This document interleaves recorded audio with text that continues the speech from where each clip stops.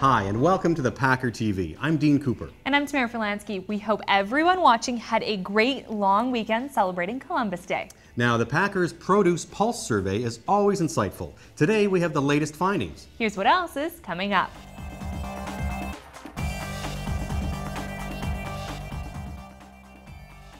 Kroger lowers produce prices.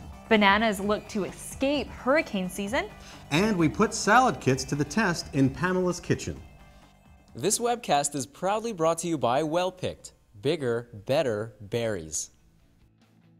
Lowering prices on some fresh produce items is making Kroger more competitive with major discounters and has provided a boost to sales. While Kroger doesn't claim to be the price leader in fresh fruits and vegetables, Executive VP Dawn Becker says our objective is to be within a certain range of the price leader on items that are important to our price-sensitive customers. That gives us the flexibility to respond to the market and adjust our prices as our competitors do. Business editor Bruce Blythe also reports traditional supermarkets are fighting to reverse eroding market share in the $557 billion U.S. grocery industry after Walmart stores and club stores such as Costco expanded food offerings. The next story comes from the Packers' Ashley Bentley, who takes a closer look at Bushman's acquisition of Market Fresh. After more than 100 years focused on spuds, Bushman's Inc. is venturing beyond potatoes with its recent acquisition of Market Fresh Produce LLC and its trade brand for potatoes, sweet potatoes, onions, and tomatoes. I had a chance to sit down with the CEOs from both companies during a visit to the Packers office and hear their plans for the new partnership.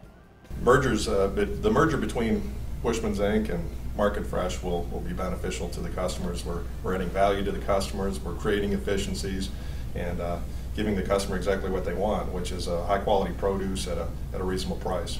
Yeah, absolutely. We put a lot of focus on the brand over recent years, and with now being part of the Bushman's family of products in potatoes, we've strengthened the brand message, and we've got more products to take to each customer, and we're excited about it. Steve Phipps, owner of Market Fresh, retains some ownership rights and will continue to run the company's Missouri headquarters. He and Bushman's CEO Mike Carter say their first goal is to train the sales staffs of both companies on the new products. This is Ashley Bentley for the Packer TV. It's time for a quick break on the Packer TV. We'll be right back with results from the Produce Pulse Survey. Tasty. Tastier. Yum. Wow. Tastiest. Come taste Well Picked Berries' newest varieties for yourself at PMA booth number 1067 in Orlando. Well Picked.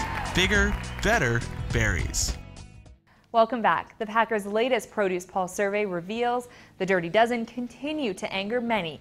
With more, here's Dan Galbraith. The fresh produce industry has a few dirty words for the so-called Dirty Dozen list.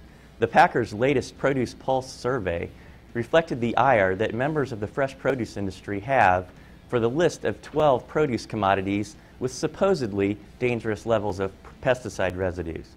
Respondents called the list everything from liberal hype to a total joke and referred to the makers of the list as everything from green activists to produce Nazis.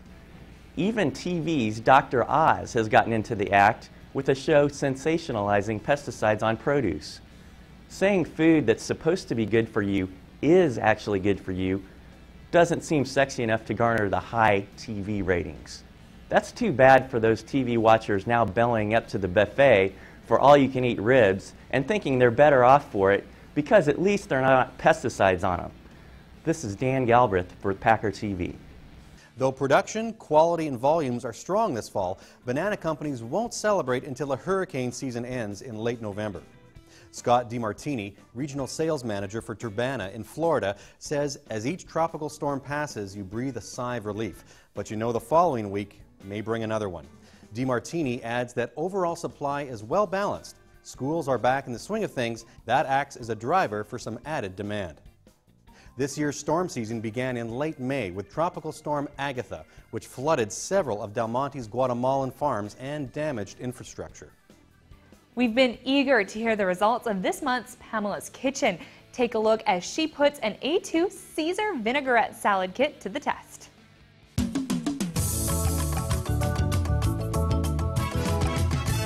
Hi, I'm Pamela, and we're in my kitchen where I put value-added produce to the test. And today, I'm gonna have a little fun with salad.